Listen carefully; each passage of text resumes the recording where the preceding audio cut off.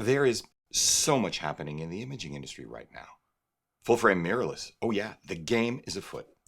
Announced, Fujifilm's in-body image stabilized 100 megapixel, relatively affordable, medium format camera with phase detect autofocus, and unrelated, but I think even more extraordinary, an alliance among Panasonic, Leica, and Sigma. The future of Micro Four Thirds and some storied brands are being called into question. Computational imaging in smartphones is already so powerful that I know of at least one major ad campaign shot entirely on an iPhone, its release imminent. Not for Apple, by the way, and not because the client wanted it on the iPhone, it's because it's what the photographer wanted. Hold that thought for another time, but stay tuned. And we're entering the silly season of Black Friday, Cyber Monday, and who knows what Tuesday, Wednesday, and Thursday, because they will eventually have names too.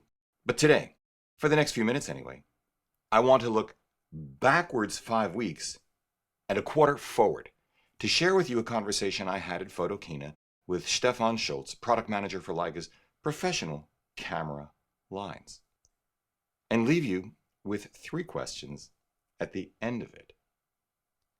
If Panasonic begins shipping next quarter as promised, its 24 megapixel and 45 or 50 megapixel Leica LMount full-frame cameras with what Panasonic asserts will be the highest resolution EVF in the industry, and brings everything to those cameras that they already have in their GH5 and G9 at price points even roughly comparable to the Sony, Nikon, and Canon equivalents.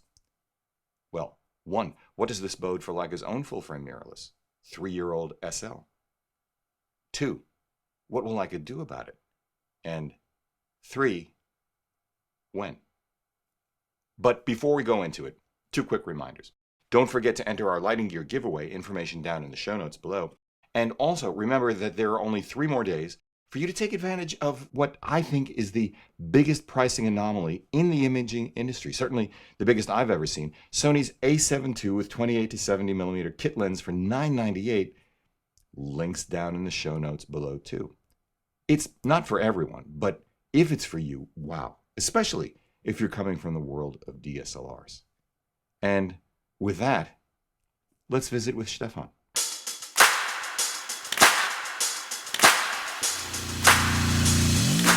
Hey everybody, I'm Hugh Brownstone for 3 Blind Men and an Elephant at Leica's Inner Sanctum at Photokina 2018. Today, I'm delighted to introduce to you Stefan Schulz. Stefan is the manager and head of product management for the professional cameras, the S and the SL. In fact, you're pulling double duty these days, aren't you? Yes, I'm doing as well the product management part for Leica SL for the moment. And there's one other thing that you're doing, which is the most interesting thing to me at the moment also. Yes, I have to coordinate the LMount Alliance that we have done with Panasonic and with Sigma, and to deal with the companies, to get into the contract and to coordinate all the press event. So it was a very, very nice experience with 2 Japanese companies to organize press events. And your shoulders sit a little bit lower now that the weight is off of them. Yes, you can be sure. After that, I was delighted that everything went fine, and I think we all were happy as well. The colleagues from Sigma and Panasonic. As yes. Well you should be, Stefan, because this announcement is one of the 3 biggest pieces of news here at Photokina. It fundamentally alters the landscape. You know that. Yes, I think so. Yeah, I think so.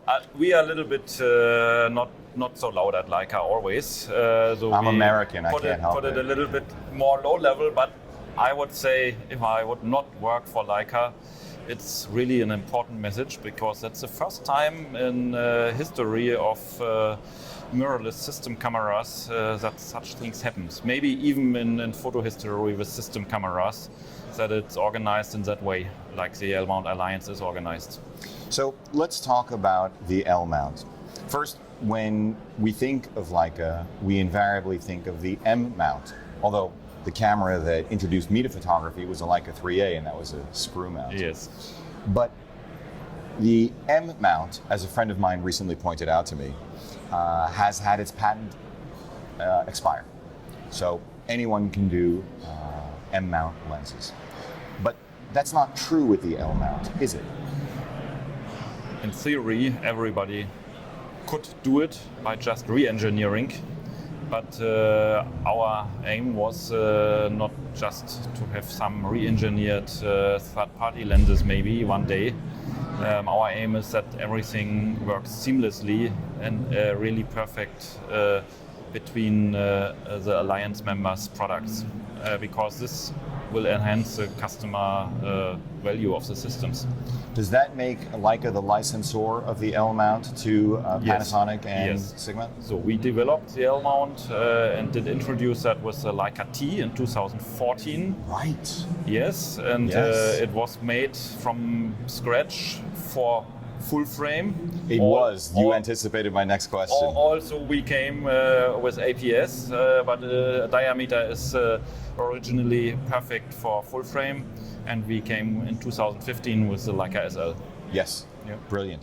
So let's talk about what Leica's ambition is for licensing that L mount.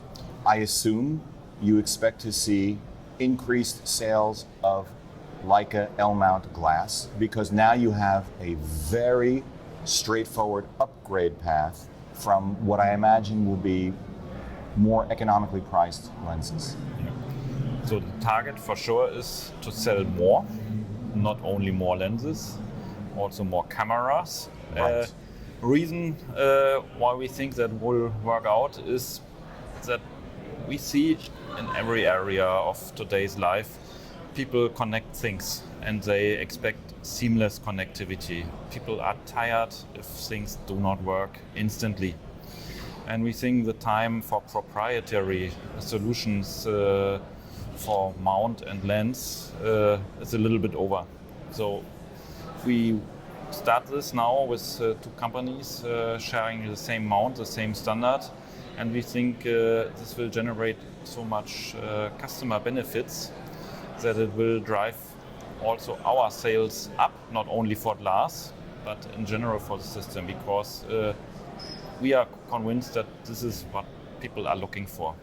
Well, this is an extraordinary camera. I love the SL. As I said in my review, I want one, but there are reasons why it didn't make sense for me to buy one. Panasonic with its S1, which on first blush, I had it in hand the other day, looks like it's incredibly well designed from the perspective of user experience. And in fact, I said to my buddy at Panasonic, looks like there's been a little Leica DNA injection into Panasonic. This emphasis on inspiration, on craftsmanship, a reference to legendary photographers. It all felt very Leica-like to me. It's interesting, you say that the days of proprietary lens mount are coming to a close. Does this mean that you anticipate in the future there will be other lens manufacturers also moving to the L mount? We don't know for the moment, so it's not an open alliance, as we are the licensor, and we have to agree within the alliance if additional companies would like to enter, but it's possible, yeah, and we think this may happen. What I like about that is that it guarantees a quality standard, very much like Apple Store apps. Although, having said that, I know some of you guys are going to start going on me about Android. Please, another time. When it comes to increased camera sales, you have the Leica SL with a 24 megapixel sensor, an iconic design, something designed to last for the ages, and beautiful, except for this Igor hump, but okay. And yet the Panasonic S1 and S1R are slated to come in with 2018 era specifications and price points more conducive to purchase by a wider audience. I know it's not any product manager's preference to talk about future developments, so I'm not going to ask you about future developments per se, but I am going to ask you about your mentality, your philosophy toward what comes next, given that, and I give you guys full props for this, you're actually increasing the variety and options at lower price points. Yeah. So what we are in generally doing is to fill up some niches in the market where people are looking for. That means for sure we have to be in line with the technical level that's up to date. We think with the SL for 24 megapixel camera we are already there. So if you compare that with some new or late introduced full frame mirrorless cameras, this is more or less on the same level. Also, it's already 3 years in the market, so that makes that even a little bit proud because we have been ahead. Again, full credit. Yes. Full credit. You came out years before Canon and Nikon. Yes. So it's not outdated, but for sure the story has to go on. Yeah. And nicely said. And it will go on, and it will go on in a typical way how we started. So we concentrate to make it user interface as easy and convenient as possible design-wise. So it's different philosophy. Some companies have 10, 20, 30 or 50 buttons. We usually don't have. Yeah, it's all very smooth and clean and very easy, based on the essential, as our I love that. I love that. owner says, and we will continue in that style, but giving all what people are expecting regarding technology on the latest level, because the SL stands for that. This will come one day, but until that, the SL is still a very, very nice and up-to-date camera. It is. Let me ask you a sneaky kind of question. What is your typical product life cycle time period? Do you have a target number of years between upgrades of cameras? So with the Leica S2, this was announced in 2008, and the successor, the S006, came in 2012. The successor after that, 007, 4 years. came in 2015. Okay. 3 years. Now the successor again, 3 years. So it's between 3 and 4 years. Let's see, 2015, 16, 17 is 2018. So it's already 3 years, and I would say 3 to 4 years is a life cycle for a camera product usually. Okay, thank you for that. This may need more time if you are very ambitious, but we will see how ambitious we are.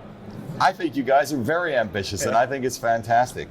Well, look, I know you've got a busy schedule, and I know we're going to be speaking to the full-time product manager for the S3. Yes. So I'm not going to ask you questions about that. I want to congratulate you.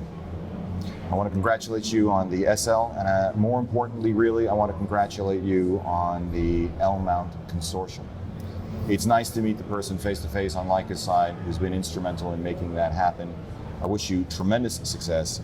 I do love this camera. You know, it's the details. Not in there are thousands of them, but I can assign a function to one of these buttons, and simply by pressing it and holding it, yes, then I've got it. I like that.